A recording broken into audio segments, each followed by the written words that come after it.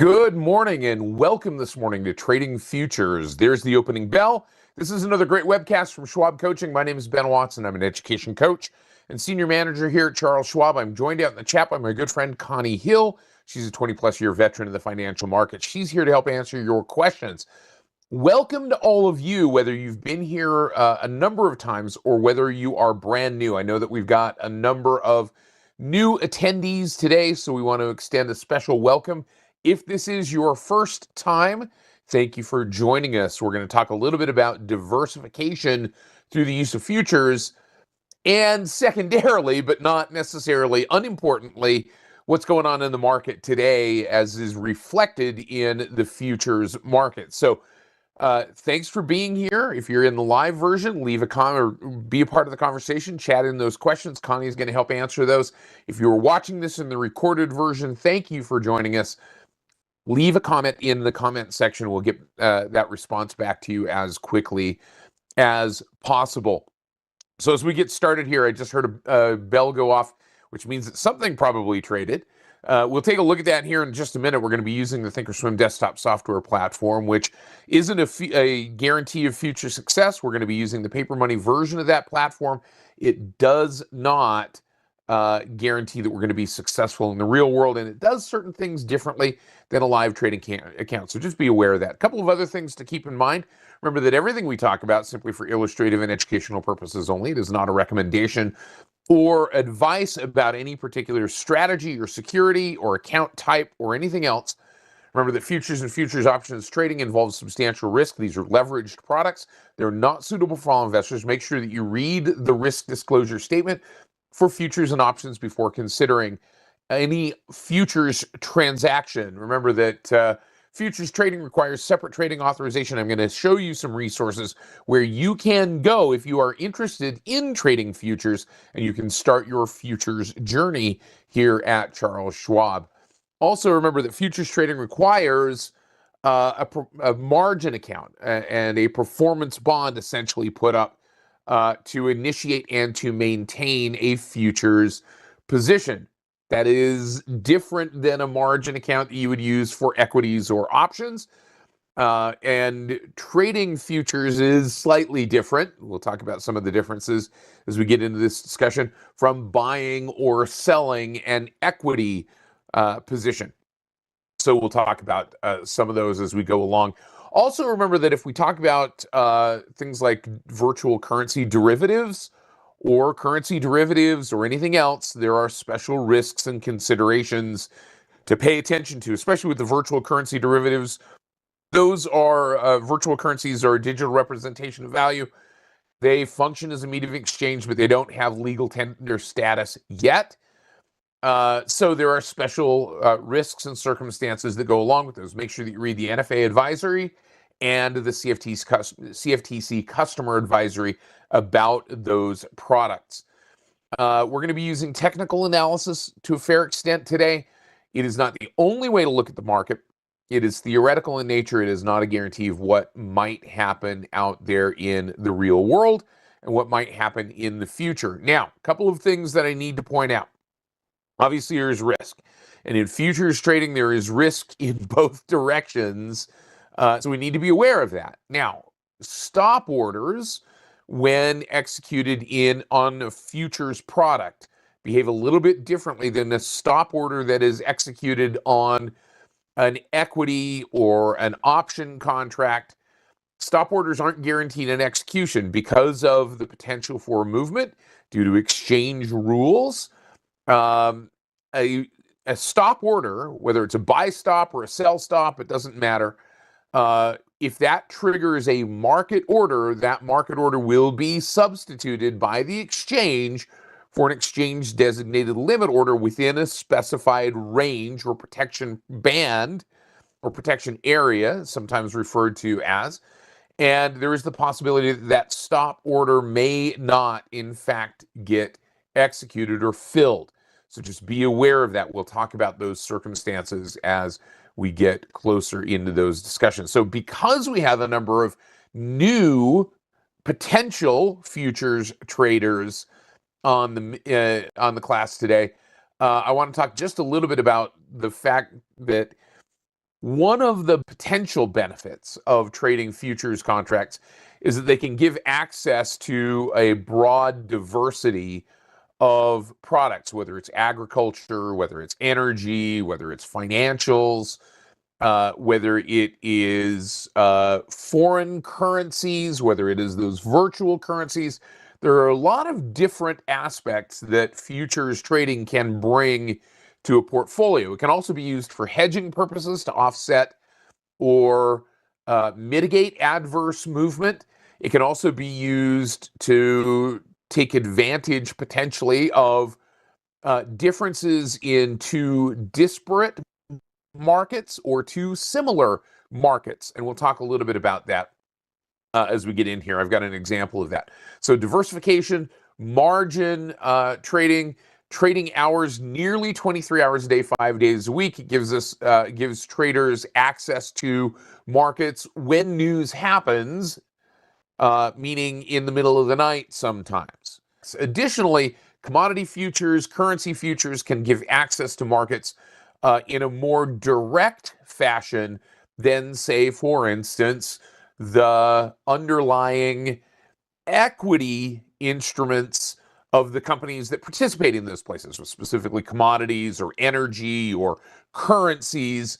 And so futures trading can give more direct, similar with treasury futures and index futures, direct access to those products than, say, for instance, trading the equities or even an exchange traded fund. Now, when I talk about exchange traded funds in this context, I am not speaking of any specific exchange traded fund.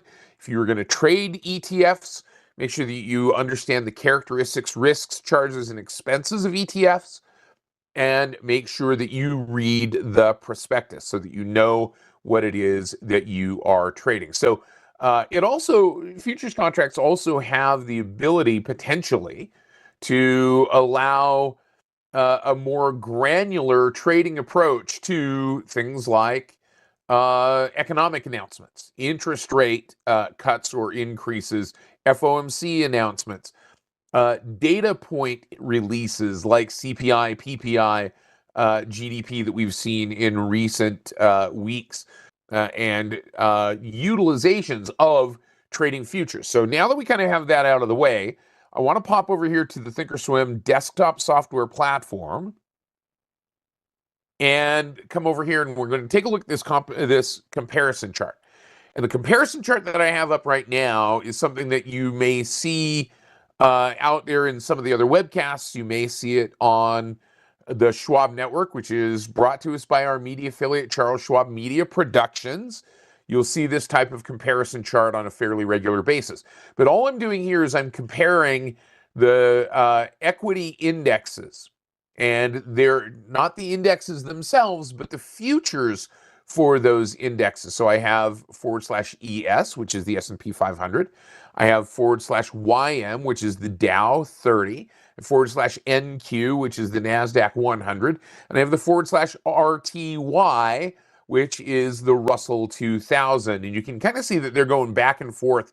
They are still down. So this is a today's trading time frame. So from the start of the market to now, you can kind of see this moving in today's time frame. So this is a 24-hour period.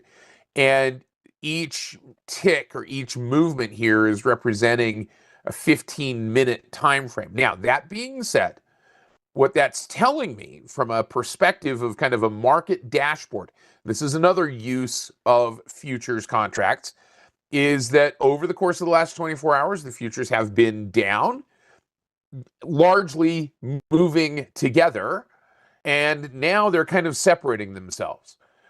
So as the market gets up and running here this morning, as we start to see this moving, this is mountain time that we're looking at here at this particular point, because that's where I am located, is here in mountain time. And you can start to see that as the market opened here at 7:30, these futures contracts started to rise. So down overnight, starting to rally back up. So a trader who was looking to take advantage of that pullback and say, for instance, be bullish on this short-term or potentially short-term or beginning of a long-term rally could use some of these futures contracts to trade bullishly, getting into bullish positions or long positions in those futures contracts. Likewise, a trader who had a portfolio of largely small caps, for instance, could, at this point, since the RTY/RTY is moving down, could get short a contract or multiple contracts of the /RTY or its smaller versions and take advantage of that downward movement to offset some potential adverse movement in their equity portfolio. That's, again, one of the benefits of that movement and that capability of a futures contract to be traded either long or short with roughly equal facility. It's a little bit harder for us to go short shares of stock. We've got to find them to borrow. You've got to pay margin interest on that. In this particular case, going short a futures contract is theoretically as easy as going long a futures contract. And it simply requires the position, that initial margin and then a maintenance margin to be maintained. So RTY, Russell 2000 futures going down. Dow futures kind of going flat at the moment. NASDAQ futures up strongly, at least initially, and /ES going up. So Lawrence says all sectors are red this morning. Yeah, because they were down overnight in the futures contracts, but now those indexes seem to be rallying a little bit. They're not back to where they were from that starting point. They're still down, but they are on the move up to the upside in this particular case. Now, you could do this yourself. You could do a comparison chart like this yourself. You could actually even create a comparison chart like this, and I like to do this as well. I've created a futures grid chart, and this is a 1-year daily chart. I'll go ahead and share this with you. And anytime we share a grid or a symbol or a watch list or anything else, remember that's for illustrative and educational purposes only, not guaranteed as to time or accuracy, but there's the shared item out there in the chat. Now, because I am sharing that with you, again, that's not a recommendation. However, what I'm going to suggest is if you come back to the Trader Talks webcast page on YouTube, I'll show you where that is, or you go to the description for any of the webcasts that we as coaches teach. Generally, you're going to find any shared items that we put in the chat in that description. So I will put the link to this in the description of today's webcast. By the way, do me a favor, though, if you wouldn't mind, click on that subscribe button down at the bottom of the chart so that you can stay connected to the Trader Talks webcasts community. And, oh, by the way, you can also follow me. You can follow Connie Hill on social media. We're on X. I'm at Ben Watson CS. Connie is at Connie Hill CS. I'm also on LinkedIn, and Connie will be there soon as well. So give us a follow there. We would love to have you be a part of that conversation. So this is just simply a grid showing the /ES/NQ /RTY, and we can see the RTY moving in a downward direction here in this particular case. Now, I don't put the Dow 30 on this particular 3-chart grid simply because the Dow 30 is a small data point. It is largely monolithic. Doesn't really represent a large cross section, and so I'm not putting that that on the move. So, yeah, you know, as Kelly points out, the /ES hasn't been down to this 200-period moving average really since May. We saw a bounce off of that, so we're not quite there yet. You could put the RSI on it. You can put whatever you want on that. This is an RSI on this particular chart as well. All right, so what I wanted to do is look a little more granularly at some of these particular instruments and kind of see how we could take advantage of, thanks, Mike, see how we could take advantage of adding some diversification to our portfolio. So I've got a couple of different sample portfolios in this particular account, and we're going to take a look at this one. So I'm going to just take this beta weighting off. We'll talk a little bit about beta weighting. But this is just a sample portfolio, much like many traders have, that is, kind of relatively diversified. This is not all of the stocks that I have in this portfolio, but I've got some exposure. And I've got some exposure to technology. I've got some exposure to the energy space a little bit. I've got exposure to financials. I've got exposure to some of the defensive and defense stocks here in this list. Retail, energy, like I said, communication services, discretionary. So there's a fairly broad diversification. But the problem is, if the market goes down, these are all largely going to move similarly. So one of the things that we might think about is how you might go about diversifying a portfolio when you've got lots of stocks. Even if those stocks are diversified, that's when you might add other things that move in a different fashion. So something like interest rates or bonds is another way to put that. Something like the dollar is another non-correlated asset. Something like gold, for instance, another non-correlated asset. And then energy or oil or commodities as another non-correlated asset. So I've got some examples here. I'm going to pop over to my charts. Now, the chart that I'm going to use here in this particular case is another one that I've built for this particular webcast. And it's my futures grid with labels. And I will go ahead and share this here in just a moment. I'll bring this up and click on share grid, and I'm going to put this down here in the chat. It is also in the description for this particular webcast. So what I've got here at the moment is /DX, /DX. Now, I'm going to tell you this, /DX may not be available on all iterations of the Thinkorswim platform.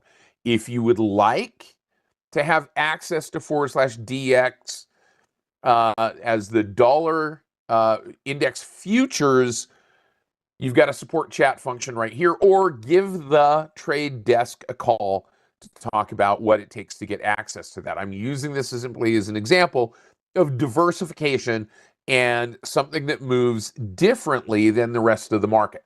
So I'm going to close down my left-hand side, and we're going to take a look at DX.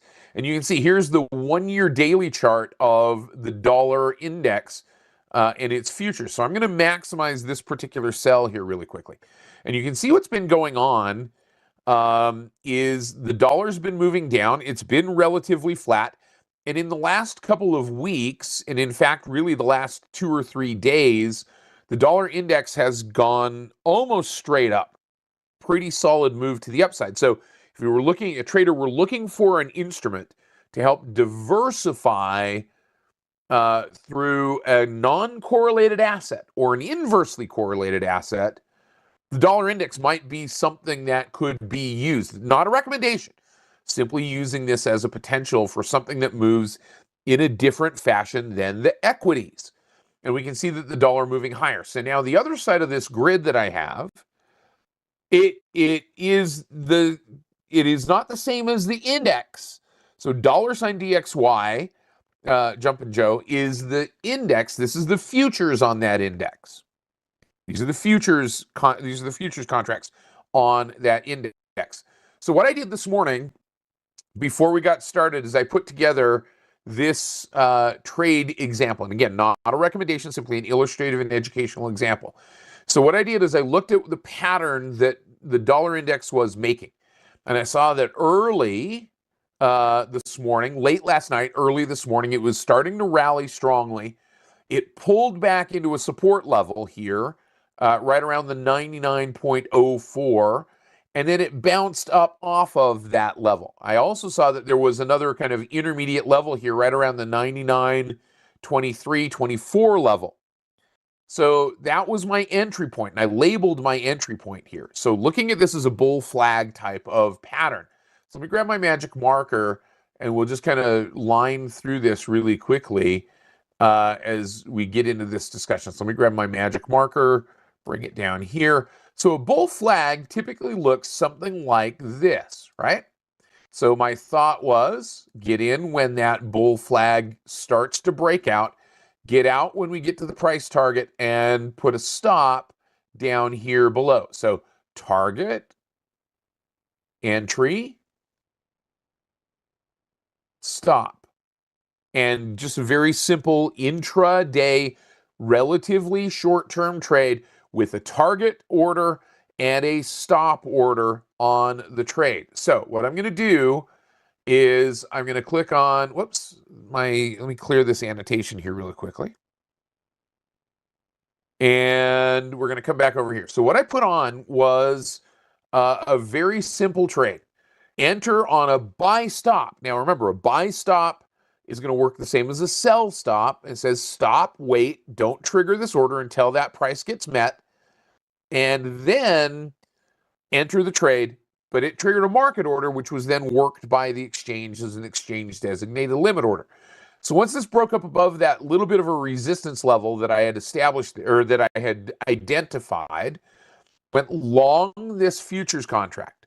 Now I've got a stop order down here that says if the price of this futures contract goes down to 99.04, then exit. Now that's going to trigger an exchange designated limit order. There is the possibility, if this moves quickly to the downside, that it does not fill. It could gap around or move around that exchange designated limit order. So there is a potential. Stops don't always guarantee that you're going to exit when we're talking about futures. In an equity, if you were to put a stop market order on, it's likely, almost guaranteed, but not always, almost guaranteed that that order is going to get filled. It just may not be at the price that you wanted it to get filled. If you put on a stop limit order, that order may not fill. When we put on a stop market order in a futures contract, it becomes like a stop limit order on an equity, and there is the possibility that it does not fill or get executed. Now, up here on top, I said, if the price of this futures contract gets to 99.65, then exit the position. So I went long this futures contract. I'll show you what it looks like in the monitor tab here in just a second. So looking at this to trade that bull flag up to that top side. Now, why is the dollar going up? Well, you got to think that when we talk about geopolitical risks, there is very likely on the part of some sovereigns, dumping of U.S. bonds, U.S. treasuries, and that's influencing the value of the dollar. It's also influencing interest rates. So there's my short-term trade on the dollar. Let's go over to the monitor tab really quickly, and I'll show you what that looks like. I'm going to scroll down here to my futures contract group that I've got in here. Here's our /DX, and I entered the trade when it passed that 99.25. I had to put up an initial margin of $2,171 to initiate the position. So I didn't buy the position. I didn't pay $99.25 times the equity, or times the number of whatever instruments it is in the contract. I simply put up that initial margin, and then to account for a gain or loss, this position is marked to market at the end of every trading day. So right now, this position is up $65 from where it was initiated. This has gone from 99.25 to 99.32. I'll show you what those look like when we go back to that grid in just a second. So if they're dumping treasuries, then rates rise. When rates rise, the dollar typically rises, MBUs. All right, so this is moving in the direction I want it to go. All right, so let's come back over here to our grid chart for just a second. Let's pop over to this one. So let's talk about this label right here, and it's also in this grid, you'll have it. So the tick size, the minimum increment that this price of this dollar index futures contract moves, is this decimal place right here, that third decimal place, or third digit following the decimal place. And it moves in increments of 5. So you'll see that move from 5 to 0 or 0 to 5. It doesn't move from 0 to 1 to 2 to 3. it moves in 0.005 increments. The tick value, so every time that ticks, that represents $5. So what I can do is I can look at the number of ticks that this has moved from when I initiated the trade and times that by the tick value, and I'm going to get my gain or loss. Now, the point value, when this contract moves from 99 to 100 or from 99 to 98, that represents $1,000. So that's 1,000 ticks basically at $5 a tick, or excuse me, that's 500 ticks at, or okay, point value. Let's come back to this again. Point value is the value of that move times this price, which gives us our notional value. This is also considered, this would also be considered to be our, if you want to think about it that way, the delta of this contract. So now that we've got that kind of in mind and the idea about this, let's talk a little bit about that initial margin. Margin is based on the volatility, essentially, of this contract. So if you drop down in any of those charts or the trade tab where you see that symbol entry box, click on that little drop down, come over to the futures sub tab. You can look at any of the futures products that are offered and you can see the initial margin for that product. You'll also see tick size and tick value for that product. You notice that these differ a little bit. So, for instance, Bitcoin futures have an initial margin of 91,718. So to initiate a trade in Bitcoin futures, again, remembering those cryptocurrency concerns and disclaimers that we talked about, but to initiate a position in Bitcoin futures, that's going to require $91,718 of cash in your account to satisfy that initial margin.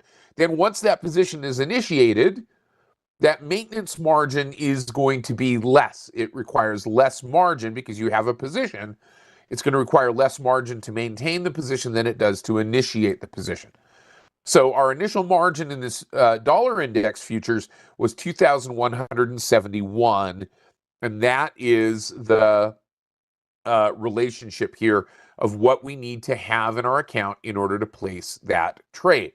So if I were to look at something like let's look at /CL, which is crude oil, 7,000, and that has actually increased in the last little while. If you take a look at something like SI, silver futures, and even the 1,000-ounce silver futures, which is something that we've traded in this class before. When we started trading this several months ago, /SIL, that initial margin was about $2,500. It is now $17,000. So the exchanges can and do raise or lower initial and maintenance margin requirements for products based on their volatility. Silver became enormously volatile. They raised the margin requirements. That's not to punish traders. That's simply to protect themselves and traders from a volatile market. All right, so now that we've got this idea in place, I'm going to pop back here really quickly, and I'm going to just make this our double grid so that we can see both sides at the same time. I'm going to take a look at a couple of other products here, /10Y, to go back to that interest rate discussion. So this is /10Y. This is the 10-year yield. So this is bond yields. Okay.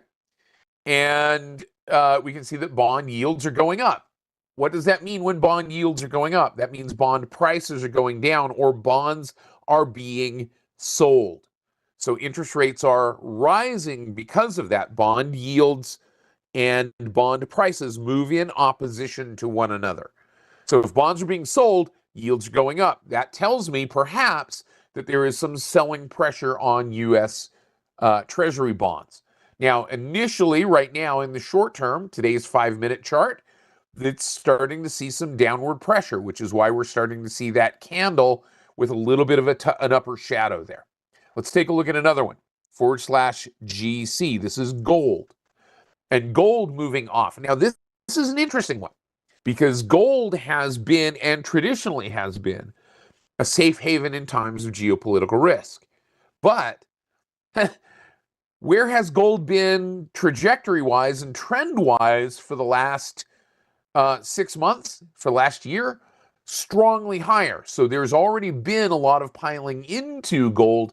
Now maybe a little bit of profit taking and rotation out of gold to offset risk elsewhere. Now, if we wanted to take advantage of that downward movement, we could short this contract.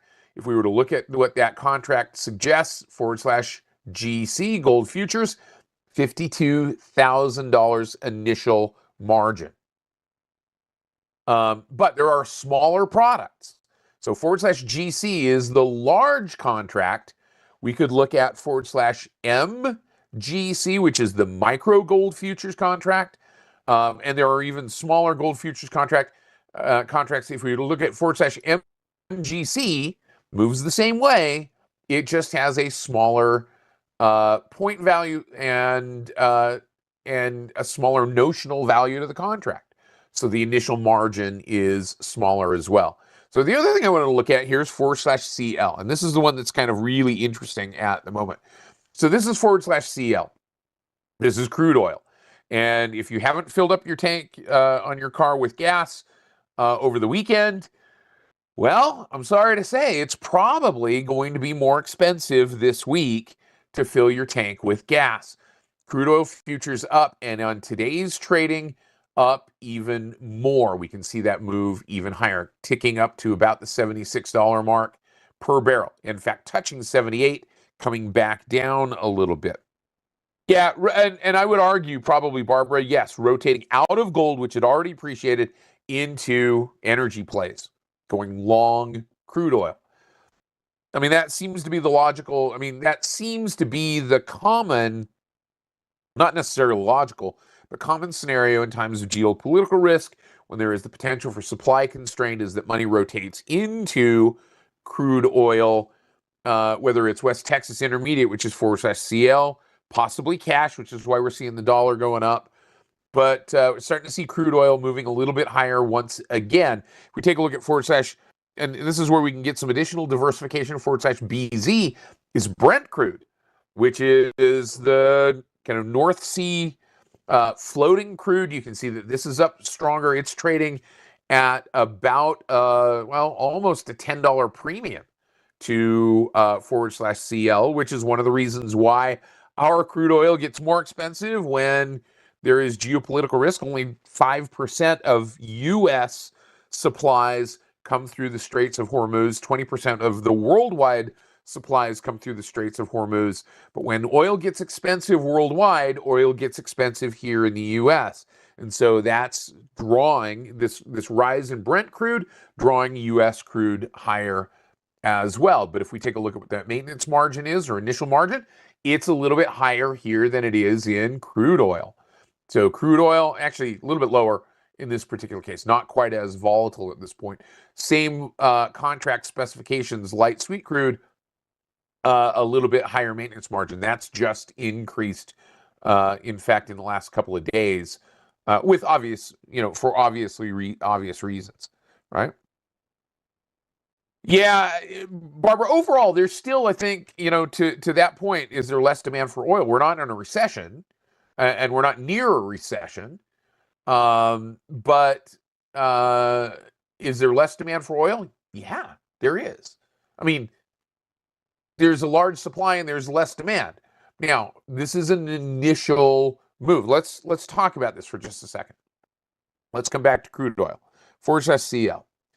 And one of the things that we've talked about is crude oil and the way that it moves in relationship to geopolitical events. I'm going to go to the trade tab here for crude oil. I'm just going to bring in /CL. We're going to talk about this for a second. And yes, there are options on these futures contracts, which is something that we will talk about at a later date. But what I'm going to look at here is I'm going to come down to the bottom of this, this grid on the trade tab. And I'm going to open up product depth right here. And we're going to look at the futures contracts as they are priced, because each one of these futures contracts has its own expiration date. Current active contract is the April delivery that expires in 17 days. But we've got more contracts out in the future. So what I'm going to do is I'm going to display, not all of these, but I'm going to display the contracts that are available for delivery in the next year. So all the way out to the December 2026 delivery date. So what this is telling me, as I kind of scroll this back up, is that crude oil right now is very expensive, trading at $76 a barrel. Crude oil out in December is still trading at, if we scroll down through this list up here, here's the December expiration, still trading at $65. Wow. Okay, so there's a disparity there. That disparity can be profited from. So if our expectation is this is going to go higher, we could buy that contract and sell this contract. Or we could sell this contract if we thought it was going to be a short-term move, sell that contract and buy this contract. What we did a few weeks ago is, let me go back to our monitor tab here really quick. We did this with /CL. We bought the current contract, the April contract, and we sold the July contract. Now, both of those have increased in price, but the difference between those two is substantial now. Here's one of the ways that traders can add diversification to a portfolio. When we bought this calendar spread, essentially when we went long this calendar spread, meaning two different delivery dates, we went long the short dated contract and short, meaning we sold the long dated contract. The difference between those contracts at that point, those contract prices, was 88 cents. The difference between those contracts right now is $5.12.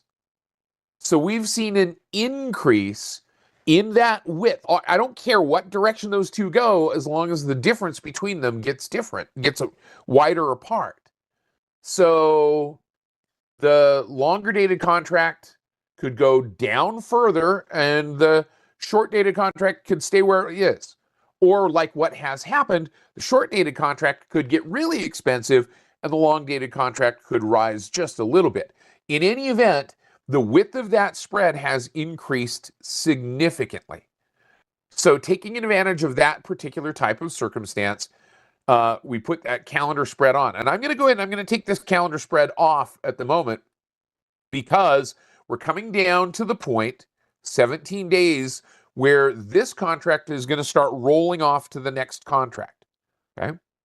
And I'm going to benefit from, I'm going to lock in a little bit of that profit in the width of that spread. So let me do this really quick. I'm going to chart this really fast. So I'm going to put this over on our charts tab. I'm going to put this on the single grid for just a minute. And I'm going to come back to our monitor tab, right click, and I'm going to send this to my Thinkorswim charts, and you can see the difference. So this grid, or this chart right here, is simply plotting the difference between those two contract prices. It was at 88 cents when we bought it, or when we went long this calendar spread. It is now over $5. That's not going to last long. That disparity between those two is going to be arbitraged very quickly by participants in the futures markets.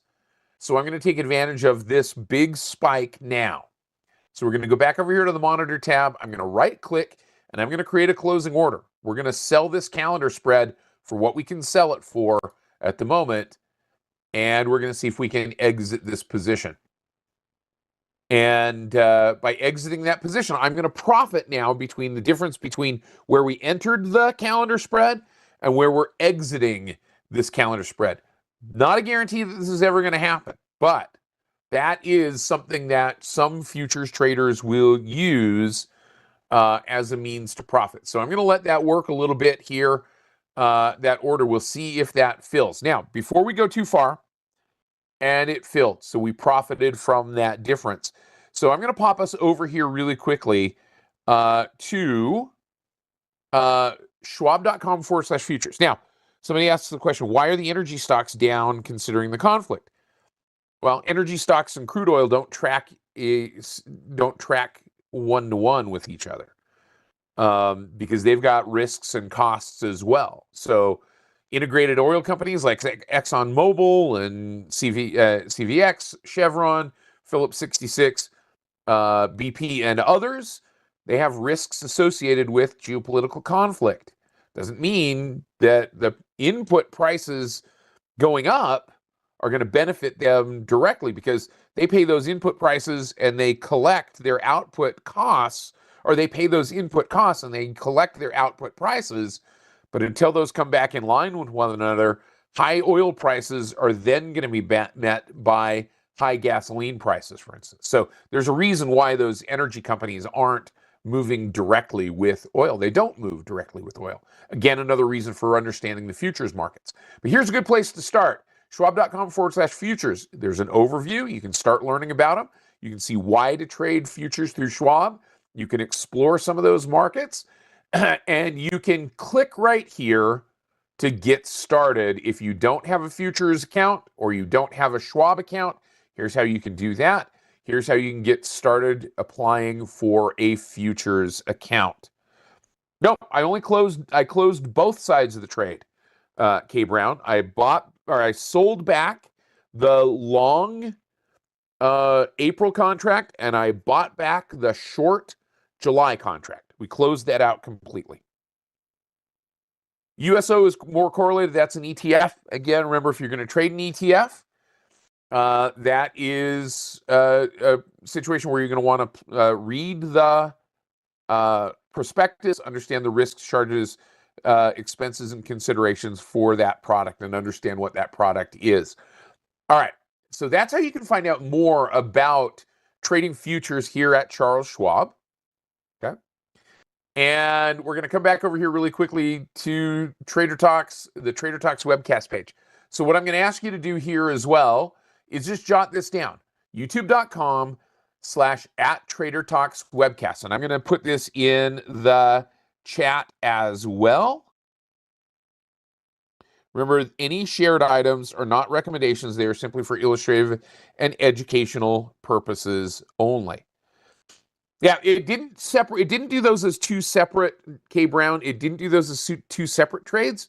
It closed the calendar spread as a whole. It was a spread trade with two legs, and it closed the calendar spread as a whole. So we're not going to be talking about futures or options on futures today, but we will talk about that at a later date in this class. What I'm going to suggest to you, if you have an interest in trading futures, is come over here to the Trader Talks webcast page. Make sure that you click on subscribe if you haven't already, and just type in the words futures. And when you click right here, now you're going to see the futures trading, or the trading futures playlist. So you'll see all of those webcasts, and you're going to see all of the different individual webcasts that we've taught and all of the different topics that we have taught. So as we get into this, that's where you can find more information. By the way, if you want to find our webcasts going forward, schwab.com/coaching. And one other place that I'm going to give you an insight, if you have an opportunity, click right here where it says in-person events, and then scroll down this list. Now, all of these are the in-person events that we're teaching. We're going to be in Atlanta, not this coming Friday and Saturday, but the next Friday and Saturday. Then we're going to be in Denver. But on Friday and Saturday, April 10th and 11th, we're going to be in Dallas doing our Advanced Option Strategies workshop. We spend about 25% of this particular workshop talking about trading futures, giving you an introduction to trading futures. So if you want to join us, we'd love to have you there with us for this event. So some great stuff. Again, schwab.com/futures, schwab.com/coaching, and then our Trader Talks webcast page. My thanks to Connie Hill for helping out today. My thanks to our great production staff, Andrew and everybody else, and our great reviewers, Mindy and Nikki, who always keep us inside the navigational buoys. And most especially, thank you to all of you for joining us today. Make sure you click on subscribe. Makes it a lot easier to find those webcasts. We'll see you again very soon. Take care, everybody. Bye-bye.